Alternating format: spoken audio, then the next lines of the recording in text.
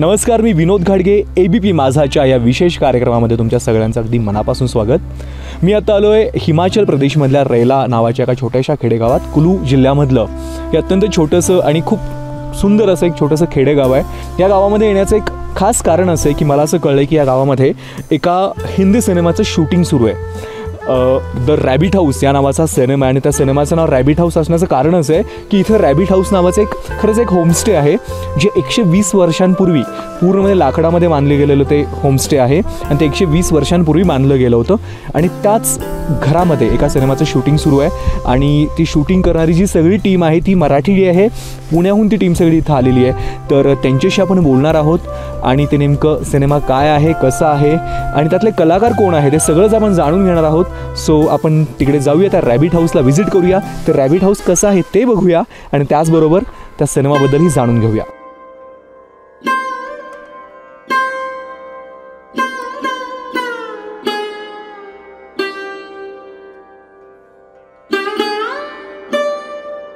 The rabbit house, हिमाचलमधल्या रैला नावाच्या छोट्याशा खेडेगावातलं हे घर. तब्बल 120 वर्ष जुनं आणि 18 खोल्यांचं. ह्या घराची एक खास गंमत आहे आणि ती गंमत जेव्हा वैभव कुलकर्णी या पुण्यातल्या तरुण दिग्दर्शकाला कळली तेव्हा जन्मली द रॅबिट हाऊस या सिनेमाची गोष्ट. गंमत अशी आहे की हे एक 100 वर्ष जुनं घर आहे. बरं. आणि सशांचं जसं बीळ असतं ना, म्हणजे जमिनीखाली घर असतं, असे खूप त्याला एकमेकाला जोडलेल्या खोल्या असतात, इंटरकनेक्ट, तसं ते घर आहे. अच्छा. बुलबुलैया टाईप आहे. म्हणजे मला जेव्हा पहिल्यांदा म्हणजे मी स्टोरी लिहिली त्याच्या आधी मी हे घर बघितलं नव्हतं. बरं. मला प्रतीकनं सांगितलं, आपला जो सिनेमॅटोग्राफर आहे तो आला होता इथं. त्यानं ह्या घराचं वर्णन केलं आणि तेव्हा त्याच्यावरून मला एक काहीतरी कल्पना सुचली.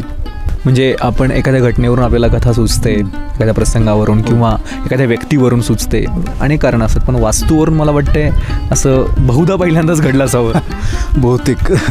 पण मग घर बघून सुचलं हे मात्र खरं आहे. पण अर्थात कसं असतं की गोष्टी आपल्या मनात कुठेतरी असतातच, आजूबाजूला घडलेल्या, आपल्या कल्पनेतल्या, आपल्या जे काही इमोशन्स, आपले एक्सप्रेशन असतात, त्या सगळ्या त्या गोष्टीत येतातच. फक्त त्याला एक त्या घरामुळे अशी वाट मिळाली की चला ह्या निमित्तानं आपण ही गोष्ट सांगू. आणि प्रत्यक्ष आम्ही जेव्हा इथं आलो तेव्हा 2 डिग्री तापमान होतं. अरे बापरे. आणि आम्ही तेवढं कल्पनासुद्धा केली नव्हती येताना. तयारीने पण आलो नव्हतं. ही जर्किन वगैरे नंतर आली पाठीमागनं. तर हे पहिलं मोठं चॅलेंज होतं की एवढ्या थंडीत कुडकुडत आणि पाऊस सुरू होता रे. म्हणजे पहिले जवळजवळ एक आठवडाभर दिवसभर पावसामुळे थंडी अजून वाढते. म्हणजे रूममध्ये पण विदाऊट तंदूर किंवा हे हीटर आपण नाही थांबू शकत. ती गंमत आहे ना आतली, इथल्या ह्या घराची गंमत आहे ना ती तंदूर वगैरे प्रकार. अगदी ते म्हणजे ते कॉमन रूम आहे आणि तिथं मध्यभागी जो तंदूर आहे तो म्हणजे गुळ आहे त्या घरातला. त्याला सगळे मुंगळे तो पेटवला की तिथं मुंगळे चिकटलेले असतात.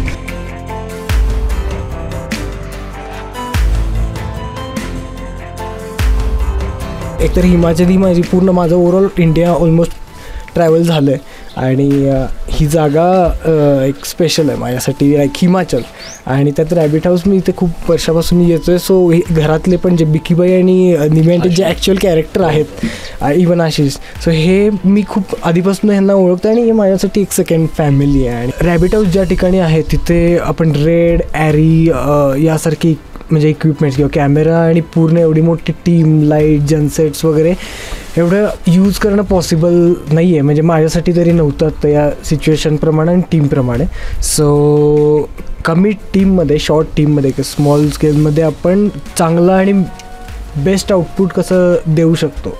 सो हा मी आणि माझं पार्टनर अभि, आम्ही दोघांनी पूर्ण याच्यावर खूप प्लॅन केलेला टीमबद्दल आणि इक्विपमेंटबद्दल. कारण वेदर बघायला गेलं तर इथे आपण काहीच प्रेडिक्ट नाही करू शकत. कारण 15-20 मिनटात लिटरली आता क्लाउड्स आहेत, मध्येच ऊन. असं काही झालं होतं.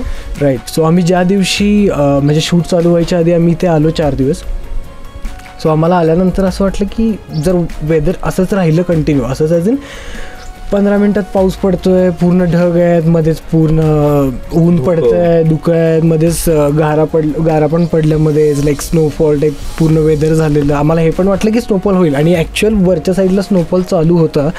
आणि तेच की लाईक आपण यामध्ये वेदर काहीच प्रेडिक्ट नाही करू शकत आणि आपण फॉर एक्झाम्पल एखादा सिक्वेन्स आपण हाफ पूर्ण उन्हात शूट करतो आहे, लाईक ऊन आहे पूर्ण, आणि त्याच सिक्वेन्समध्ये हाफ सिक्वेन्स झाल्यानंतर पूर्ण क्लाउडी होतं आहे, मध्येच धुकं येतं आहे. सो लाईक कंटिन्युटी मॅच करणं आणि हे सगळं पण एक खूप मोठा टास्क होतं. मला वाटतं कुठल्या तरी गाण्याला हा तुमच्या काहीतरी प्रॉब्लेम असा झाला होता. राईट. सो इथे जवळ भातखंडा म्हणून एक स्पॉट आहे, 360 म्हणतो त्याला, आणि तिथे आम्ही एका सॉन्गचं एक सिक्वेन्स शूट करत होतो आणि त्याचे ऑलमोस्ट 5-6 शॉट्स आमचे घेऊन झालेले. लाईट पूर्ण वेगळा होता तेव्हा, ऊन होतं ॲक्च्युली, आणि ते झाल्यानंतर आम्हाला कळून आलं की पुढं आपल्याला ऊन तर मिळणार नाही आहे. सो आम्ही परत डिसिजन घेतला की आम्ही जे 6 शॉट्स ऑलरेडी घेतलेले, ज्याच्यासाठी आम्ही कमीत कमी 5 ते 6 तास ऑलरेडी घालवलेले, ते आम्ही लिटरली परत शूट केलेत. अरे बापरे. आणि असे बऱ्याच गोष्टी आहेत की ज्या इवन डिरेक्टरनी पण टाईम टू टाईम ते शेड्यूल तसं बसवलं की जेव्हा ॲक्च्युअल आपण आउटडोअर नाही करू शकत आहे तेव्हा इनडोअर जेवढं मॅक्झिमम आहे तेवढं कंप्लीट करून घेणं.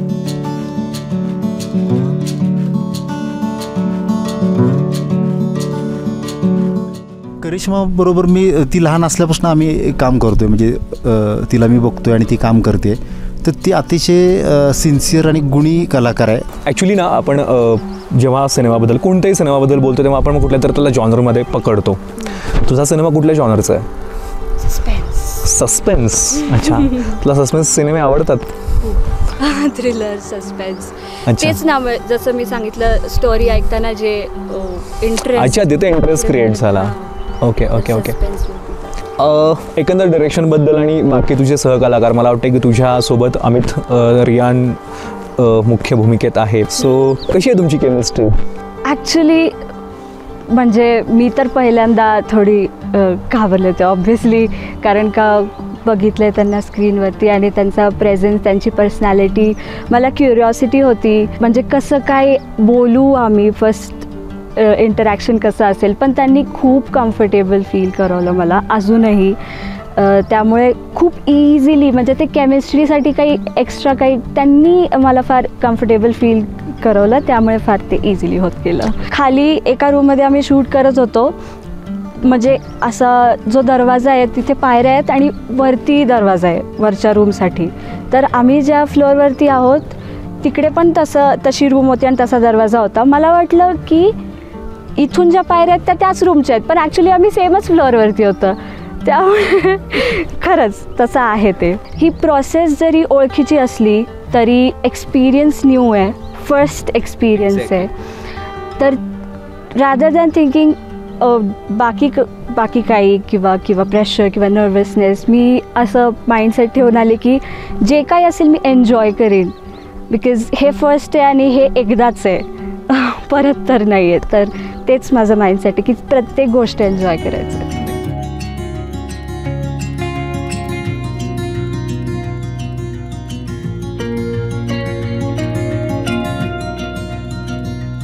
ॲक्च्युली जे डायरेक्टर आपले वैभव यांच्यासोबत बरेच दिवसांपासून माझं बोलणं चालू होतं आणि त्यांनी जेव्हा मला ही स्टोरी सांगितली तेव्हा त्या म्हणजे 1 लाईनमध्येच म्हणजे तुम्ही हो झालं होतं माझं की करायचं आहे.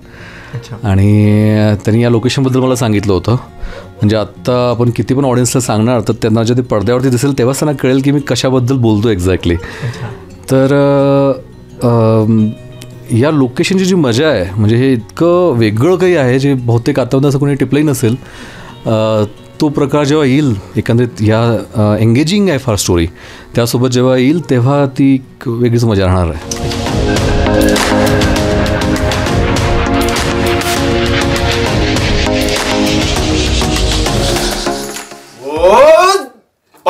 भांती या रेडी ऍक्शन.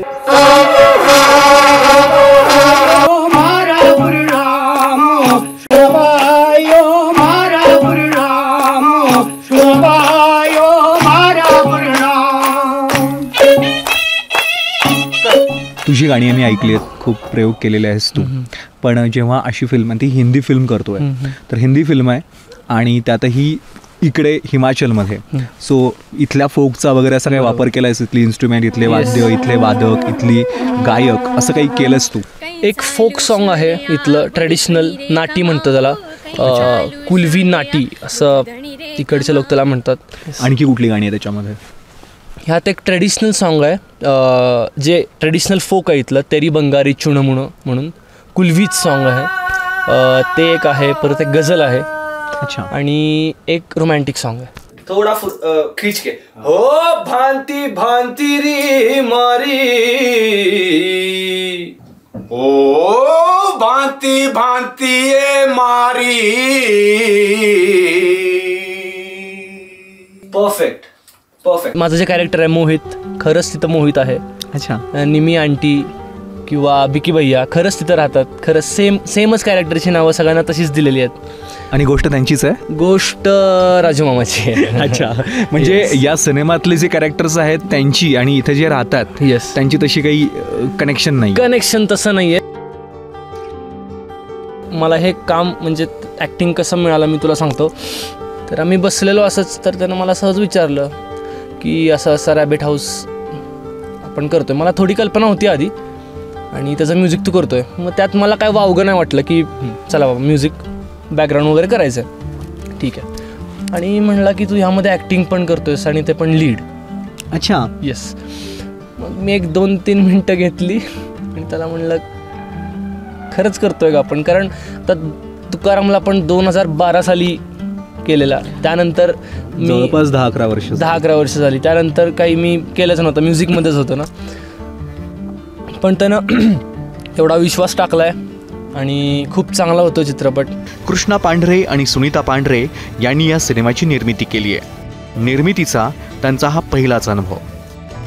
वैभव तसा 4-5 वर्षापासून माझ्या संपर्कात होता आणि त्यांनी सांगितलं की तुम्ही अशा व्यवसायात आहात की लोक तुमच्याकडे गुंतवणूक करायला येतात, तर एखादा जर कोणी गुंतवणूकदार असेल किंवा असा निर्माता असेल तर आम्हाला सांगा, आम्हाला त्याची मदत होईल. पण त्याला मी म्हटलं मला जर स्क्रिप्ट आवडली किंवा हे वाढलं तर लोकांना टाकण्यापेक्षा, लोकांचे पैसे टाकण्यापेक्षा मी स्वतः त्यात टाकेल, पण मला ती आवडायला हवी. मग असंच एक दिवशी वैभव आला आणि त्याने मला ती स्क्रिप्ट ऐकवली आणि तिथून तो प्रवास सुरू झाला. खूप छान वाटतं आणि आमचा पहिला सिनेमा देवभूमीमध्ये आम्ही करतोय, त्याचा खरा आनंद आहे मला. आणि कलाकार पण छान मिळाले, वैभव सरांची साथ छान मिळते, खूप छान वाटतं. स्क्रिप्ट ऐकल्यानंतर आधी ही फिल्म अर्धी हिंदी आणि अर्धी मराठीत होती. अच्छा. आणि सुरुवातीचा प्रवास मराठीत होता, त्यानंतर हिंदीत करायचा होता. पण फार म्हणजे ऑडियन्स चांगला मिळण्यासाठी मी म्हटलं असं अर्धा करण्यापेक्षा आपण एक तर मराठीत करूया किंवा हिंदीत करूया, पण चांगला ऑडियन्स हवा असेल तर हिंदीत केलेली बरी.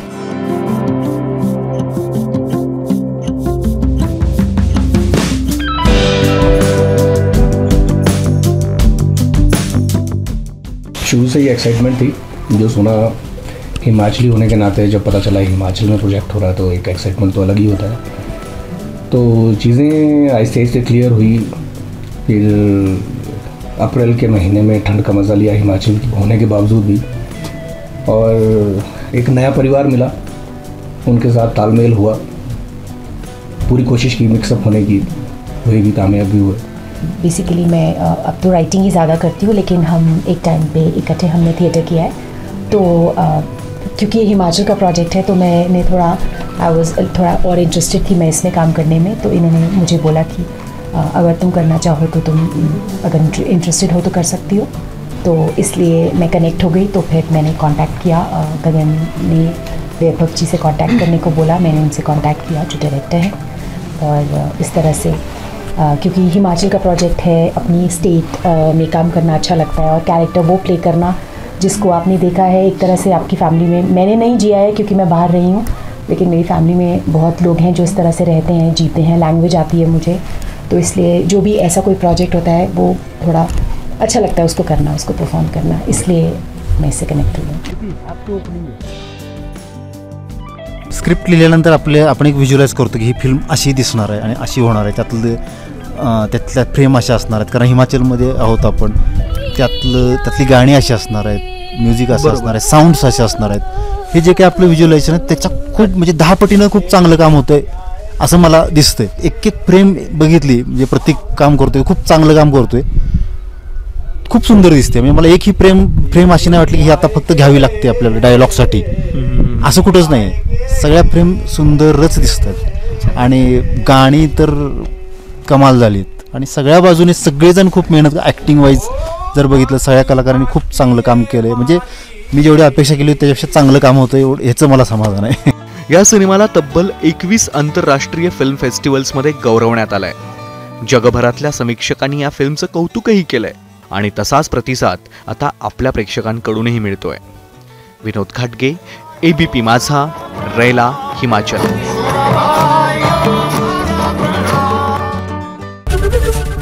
ABP माझा, उघडा डोळे बघा नीट.